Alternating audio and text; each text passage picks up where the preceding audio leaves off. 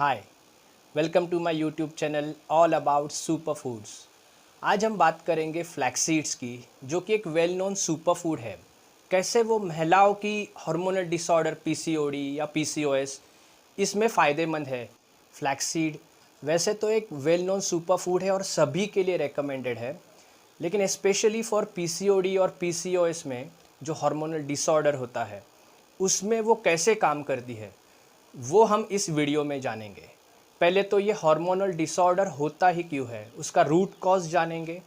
उसके बाद ये हार्मोनल डिसऑर्डर मतलब इन डिटेल, मतलब उसमें कौन से हार्मोन्स असंतुलित होते हैं ये जानेंगे, और वो हार्मोन्स को संतुलित करने में फ्लैक्सीड्स कैसे काम करती है ये भी जानेंगे। उसके बाद जानेंगे कि फ्लैक्सीड्स हम कैसे लेना चाहिए पीसीओडी और पीसीओएस में, और फ्लैक्सीड्स लेने का सही और बेस्ट तरीका क्या है। फ्लैक्सीड में ऐसे कौन से न्यूट्रिशन है जो पीसीओडी और पीसीओएस में फ़ायदेमंद है। सबसे important is omega 3 fatty acids. Omega 3 fatty acids, flaxseed is world का बेस्ट नोन सोर्स है ओमेगा 3 फैटी एसिड्स के लिए। Omega 3 fatty acids anti inflammatory होते हैं। एट द सेम टाइम महिलाओं में वो टेस्टोस्टेरॉन, अगर बढ़ा हुआ टेस्टोस्टेरॉन है तो उसको कंट्रोल में रखने के लिए वो बहुत ज़्यादा फ़ायदेमंद होते हैं। Second is लिग्नेंस।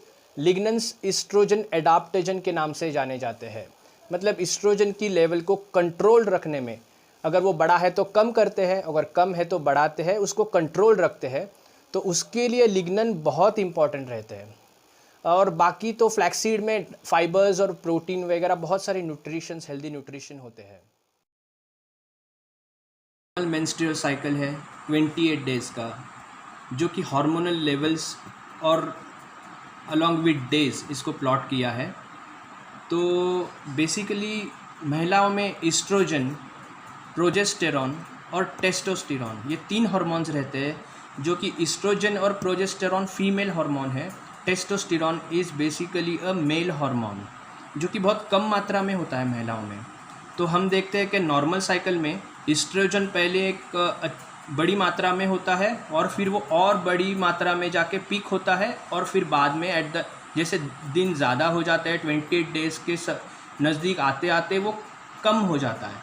वैसे ही प्रोजेस्टेरॉन पहले कम मात्रा में होता है शुरुआत में, फिर जैसे ही दिन बढ़ते जाते हैं तो उसकी मात्रा बढ़ जाती है और फिर वो कम होता है। अब पीसीओडी के केस में क्या होता है कि टेस्टोस्टेरॉन, जो कि बहुत कम मात्रा में होता है, वो बढ़ने लगता है कुछ इस तरह से। अब ये टेस्टोस्टेरॉन जो कि यहाँ पे था वो अभी बढ़ने लगा। इसके वजह से क्या होता है कि इस्ट्रोजन, बेसिकली जो ज़्यादा टेस्टोस्टेरॉन है वो इस्ट्रोजन में कन्वर्ट होने लगता है।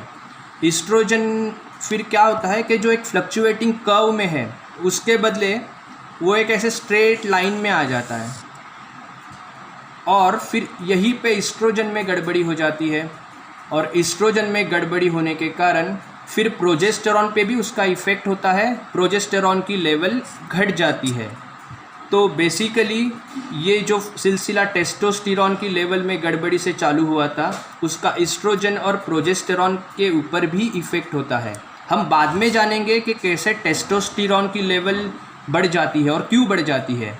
और अभी हम देखेंगे कि इस्ट्रोजन लेवल जो कि बढ़ गई है उसमें फ्लैक्सीड्स कैसे काम करता है। फ्लैक्सीड्स में बेसिकली लिग्नेंस होते हैं, जो कि इस्ट्रोजन एडाप्टेजन के नाम से जाने जाते हैं, जो अपनी इस्ट्रोजन की रिक्वायरमेंट के अनुसार बॉडी को इस्ट्रोजन की लेवल को कम या ज़्यादा करते हैं। इसीलिए महिलाओं के लिए इस्ट्रोजन को कंट्रोल करने में फ्लैक्सीड बहुत ज़्यादा मददगार है, एक वरदान है। अभी हमने देखा कि इस्ट्रोजन इम्बैलेंस को ठीक करने में फ्लैक्सीड में मौजूद लिग्नेंस कैसे काम करते हैं, और अब हम देखेंगे कि जो टेस्टोस्टेरॉन लेवल्स हाई गया है मेल हार्मोन का, तो उसके रीजंस क्या है और उसमें फ्लैक्सीड्स कैसे काम करती है। बेसिकली टेस्टोस्टेरॉन लेवल्स हाई जाने में तीन चीज़ें प्रमुख रीज़न होते हैं। सबसे इम्पॉर्टेंट है इंसुलिन लेवल का हाई जाना, दूसरा तो है LH to FSH ratio high जाना, और थर्ड जो कि SHBG जो कि लीवर में पाया जाता है, फ्री टेस्टोस्टेरॉन को ट्रांसपोर्ट करता है, उसका लेवल कम होना। तो ये तीनों को अगर हमें कंट्रोल करना है तो ही हम टेस्टोस्टेरॉन लेवल को कंट्रोल कर पाएंगे, और ये तीनों लिंक्ड है सेल्यूलर इन्फ्लामेशन से। Chronic cellular inflammation not just PCOD की वजह है, इनफैक्ट वो तो बहुत सारे क्रोनिक डिसीजेस की वजह है। तो ये क्रोनिक सेल्यूलर इन्फ्लामेशन होता क्या है?